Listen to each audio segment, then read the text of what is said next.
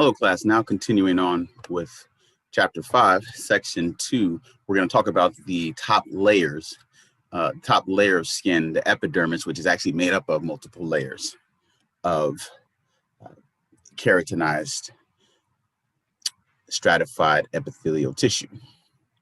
All right, so the epidermis, most superficial layer, composed of several cell types. We have keratinocytes. Right, this is 95% of your epidermis. It's the most common cell type in the epidermis. Remember, cells make tissues, tissues make organs, organs make organ systems. So we have here the keratinocytes, the filled with that's going to be your epithelial cells filled with keratin that make up the epidermis.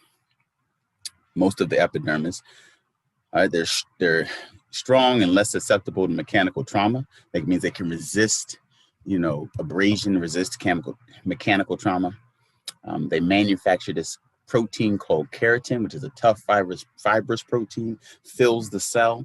The cell eventually dies because it's filled by this keratin, but it makes the cell tough and provides a good barrier known as the epidermis, which is the top layer of your skin, and they are linked together by desmosomes. Remember, we talked about the different cellular connections, desmosomes, tight junctions, gap junctions, all right? Desmosomes, intercellular junctions that hold the cell together. Remember, some things can seep through the desmosomes, can seep through the cells, right?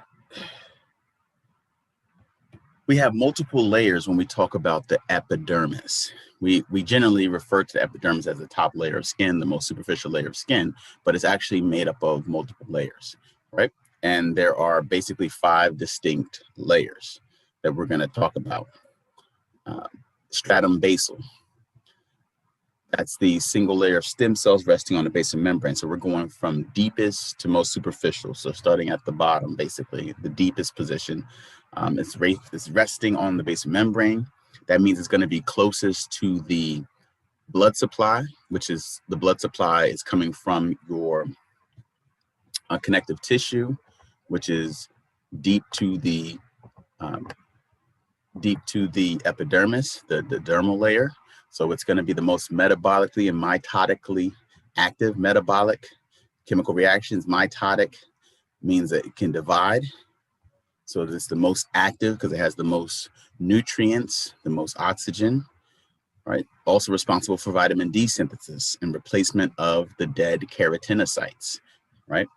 Think of skin as you move up the layers, you get closer, the cells eventually die, and then those cells get sloughed off, all right? And then we have to replace those cells. Stratum spinosum, thickest layer on top of the stratum basal, or just superficial to the stratum basal, still close to the blood supply, still metabolically and mitotically active. So it has chemical reactions that are happening. It also has cell division that's happening. Then we get to the stratum granulosum, which is actually 3 to 5 layers of cells, prominent cytoplasmic granules, keratin bundles. We see the keratin bundles here, lipid-based substances and secreted by exocytosis. This is where the importance of the stratum granulosum is this is where we have hydrophobic lipids, which provide waterproofing. This is very important. This is the layer that is responsible for keeping fluid in the body that's supposed to be in the body and keeping fluid from outside of the body from getting in the body, right? So maintaining the inner fluid and electrolyte homeostasis, right? Then we have the stratum lucidum, narrow layer of clear dead keratinocytes. Notice this is where we first see the term dead keratinocytes, right? This is only in thick skin, right? And then we also have the stratum corneum, and this is the outermost layer, which you're looking at when you look at your skin.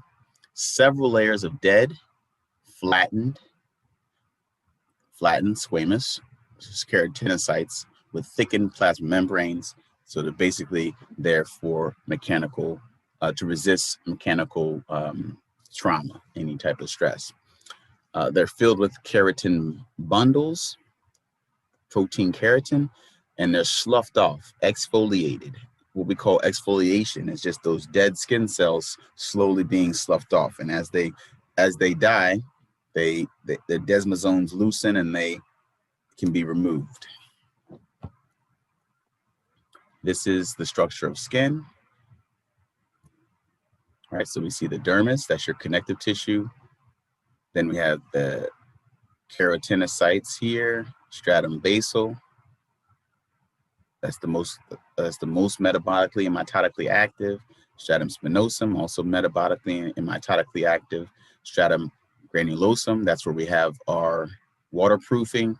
And then we have stratum lucidum, found only in thick skin, which we're going to talk about in a little bit. And then stratum corneum, our top layers. All right, you have certain medications that can be given basically through the skin, topically. Sometimes if you put something into your mouth, it will go into your digestive system, and we don't want that to happen. So we apply it through our skin.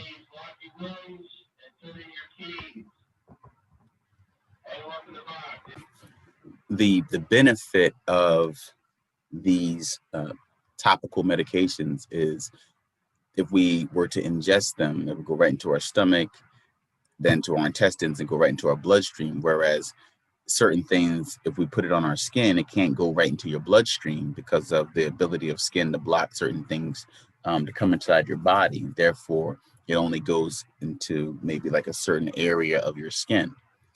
Non-polar substances can cross the epidermis easier. And so some things like birth control patches, you'll see also if you're trying to stop smoking, nicotine patches, they can cross over the skin and into your bloodstream that way. Also, unfortunately, there are many poisons, things that we can touch that can actually pass through our skin. And so people will tell you, it'll say wear gloves when handling certain things, for instance. So very important. All right, let's talk about the epidermis, the life cycle. So the location and function of your epidermis, the fact that it's on the surface, it's basically the first part of your body that comes into contact with their environment. So when you touch something, it's your epidermis that's touching it first. Your stratum corneum is the top layer of your epidermis, and so it's continually shedding cells, and those cells have to be replaced. We shed cells off the top, and then more cells grow and matriculate to the surface, right? So the dead keratinocytes are replaced by mitosis in the stratum basal and spinosum, where they're closer to the blood supply, therefore they're mitotically active. The keratinocytes, deeper strata divide and push cells above them, right? Cells, eventually your skin sort of grows outward. Cells they start from the lowest point, and sort of as they mature, they go towards the surface. So keratinocytes begin life in the stratum basal and then pass through each epidermal layer. And that whole process takes about 40 to 50 days from the time your skin goes from stratum basal to stratum corneum, right? It takes about 40 to 50 days to complete, right? So you do not have the same skin that you were born with. And that's why you don't look like a baby anymore. Your skin has changed over time. And we're going to talk about some other changes that happen to your skin as time goes by. There are other cells that are at play in the epidermis. We have dendritic cells. This is in the stratum spinosum. These are phagocytes of the immune system, and we talk about this a lot when we talk about the chapter on the immune system and the lymphatic system. And these help protect skin from pathogens. We also have Merkel cells, which are sensory receptors associated with small neurons in the dermis. All right, so these are detecting light, touch, texture. They're specialized in your fingertips, lips, and in the base of hairs. And we have melanocytes. You probably heard of melanin. Melanin is a pigment. It's your, so that's going to determine if you look, your skin is slightly Caucasian, looks paler or looks darker, as in dark-skinned people, or somewhere in the middle. It's based on your production of melanin, which comes from melanocytes, which are in the stratum basal. That's the most deep layer. I mentioned thick skin earlier. There is a such thing as thick skin and thin skin. Your body very simply matches the function. So thick skin, we find it palms of your hand and soles of your feet. These are areas that have great deal of mechanical stress. You're constantly touching things with your hands. You're constantly standing, moving, running with your feet. So those areas need to have a thicker skin. When we say, we use the term that's if you have thick skin, we say that you're tough. That's thick skin actually is tougher. We all have thick skin on our palms and thick skin on our feet, right? The other parts of your skin are not stressed as much as these areas that have the thick skin. So thick skin is really, when we say thick, it may not seem thick, but it's thicker than your regular skin. It's only about as thick as paper towel, all 5 epidermal layers. Very thick stratum corneum, no hair follicles. You don't have hair follicles on your hands or on the bottoms of your feet. And where you have thick skin, you do have many sweat glands. That's why your palms sweat when you're nervous. Thin skin has 4 out of the 5 layers, right? Covers areas of the body not subjected to mechanical stress as much, right? So no stratum lucidum. Each layer is a little bit thinner than the thick skin, right? And in thin skin, we have numerous hairs, like on the arm. You have hairs on your arm. You still have sweat glands. You also have sebaceous glands, which make it oily. A callus, if you lift weights or if you were shoveling snow, for instance, and you were constant and you didn't have gloves on, you would develop what we call calluses on your hand. You can also form calluses in other areas of your body. But what is a callus? A callus is additional layers of stratum corneum, which is the most superficial layer of the epidermis. Additional layers of stratum corneum. It can form in either thick or thin skin, and it's a response to repetitive pressure. So if I was shoveling snow, is that constant rubbing of the handle against my hands causes additional layers of stratum corneum to form a callus. All right, this is looking at thick and thin skin. See how much thicker thick skin is on a microscopic level. Dermis is still the same size, but the stratum corneum is significantly larger, and even the other layers are larger as well of the epidermis and thick skin versus thin skin. Continuing on with chapter 5, the integumentary system, we've discussed the epidermis, which is the epithelial layer of skin. Now we're going to go into the connective tissue layer, which is the dermis. The dermis is very important because it's vascular. Vascular means it has a blood supply. It's deep to the dermis, so it functions as supplying nutrients, oxygen, nutrients, which comes through the blood for the epidermis, which get to the epidermis by diffusion, which we talked about in chapter 3. Also contains some sensory receptors. Some of our sensations are there. Helps anchor the epidermis in place. Remember, we said whenever we have epithelial tissue, we have connective tissue to connect it to the rest of the body. So epithelial tissue is normally on the surface, which in the case of the epidermis is very clear. And then we have a connective tissue, the dermis, which connects it to the rest of the body. And the dermis is composed of 2 distinct layers, which we're going to talk about right here. That is the papillary layer, the thinner superficial layer of the dermis, loose connective tissue. Remember, we talked about loose connective tissue, and we talked about the different forms of connective tissue, special collagen fibers at the dermis epidermal junction, extending to the epidermal basement membrane, helps anchor it. Loose connective tissue, not as tightly bound. And then we have the dermal papillae layer, which is sorry. We have the papillary layer, and in that papillary layer, we have the dermal papillae, which are the tiny projections at the surface of the papillary layer where it contacts the epidermis.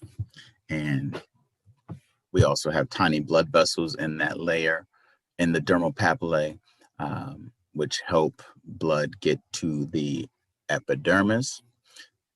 So you see that highlighted here, allows oxygen nutrients to diffuse into the extracellular fluid of the dermis, then into the avascular epidermis. Remember, the dermis, the initial layers, stratum basal of the dermis, those initial layers are still alive, still mitotically active, still metabolically active. So they need oxygen and nutrients. This is where it comes from. We also have tactile corpuscles in the dermal layer, sensory receptors, respond to light touch, and they're more numerous where sensation is the function. The skin of your fingertips, everything our fingertips need to be able to really sense touch. Our lips, our face. That's why you touch somebody's face, it feels especially, sensitive to that touch. Like you really notice, a light, or soft, or hard, or touch to the face.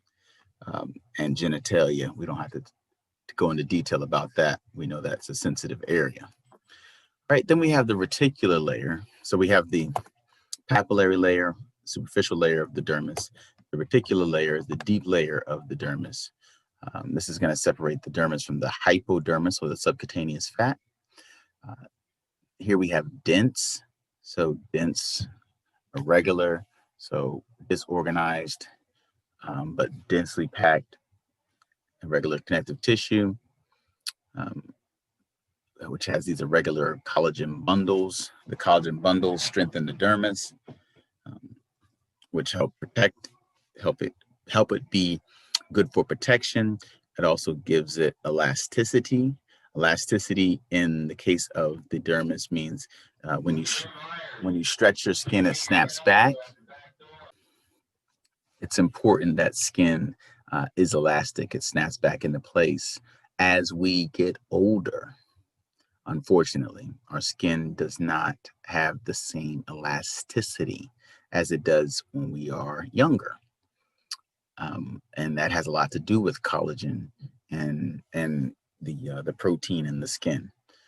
It's also rich in proteoglycans. This is still talking about the reticular layer of the dermis. It keeps your skin firm and hydrated. We also have the lamellated corpuscles, which are receptors that respond to pressure and vibration. Those are located in this reticular layer. And then we also have, because the dermis is vascular, we have blood vessels, we have sweat glands, hairs, sebaceous glands, adipose tissue, all still present there too. All right, so that's showing you the dermis, the epidermis being pulled away. That's the epidermis on top. And then we have the dermis, the papillary layer, the papillae, dermal papillae, which help anchor the epidermis. Then we have the reticular layer, thicker layer, the dense, irregular connective tissue of the reticular layer section, the reticular layer of the dermis. All right. Skin markings, visible lines in epidermis created by the interaction between dermis and epidermis. Best seen in thick skin. Where do you think these skin markings would be? Think of your fingerprints, for instance. We're going to talk about those. Right, so we have what we call dermal ridges, areas where the dermal papillae are more prominent due to the presence of thick collagen bundles. And we can get these ridges, we can get markings on the skin, very evident where we have thick skin. The dermal ridges indent the overlying epidermis. You can create these epidermal ridges, remember, because the epidermis is on top of the dermis, superficial to the dermis. So if the dermis is ridged or bent or has peaks and valleys, so to speak, the epidermis will as well. You can get loops, arches, whorls, all these kinds of things. All right, and this is where we get the fingerprint. So if you look at the fingerprint, it's actually from you see that it down to the dermis, down to the dermal ridges, right? So like the dermal papillary layer is shown, is where the design is. That's why it is very difficult, not that any of you would ever think of doing such a thing, but it is extremely difficult. Well, it's difficult to get rid of your fingerprints. For people who have engaged, and I love to watch these shows where people are engaged in criminal activity. I just like to see, I like the thought that goes into it, even though it's for bad purposes. What people did to try to get away with stuff and things like that. I always think it's, something interesting about that. I don't quite know what it is, but it's interesting. I think it's just because it's problem solving and it's scientific thought. And sometimes you'll see people who try to basically file away their fingerprints. And to do that, what you would have to do is actually get rid of the epidermis and the dermis. And remember, the dermis has a blood supply, so you would be bleeding if you got rid of your fingerprints. Another way around that is just to wear gloves, and that's why they oftentimes wear gloves. But you have to make sure you wear gloves that are thick enough, because sometimes if the gloves are too thin, they can actually see your fingerprints through the gloves, amazingly so. I would ever condone any type of criminal activity, but I just think it's interesting when people try to figure ways to dupe the system, so to speak. But yes, anything you touch is going to leave a print. And it's very specific to you. Your fingerprint is, according to your DNA, and it would tell if they matched it. It would only, for the most part, match to you. Same thing as if you left a piece of hair or even skin. Your skin is constantly shedding, and so if they found a piece of hair or something that you left, they could get your DNA, and if you were already in their system, then now they've gotten you.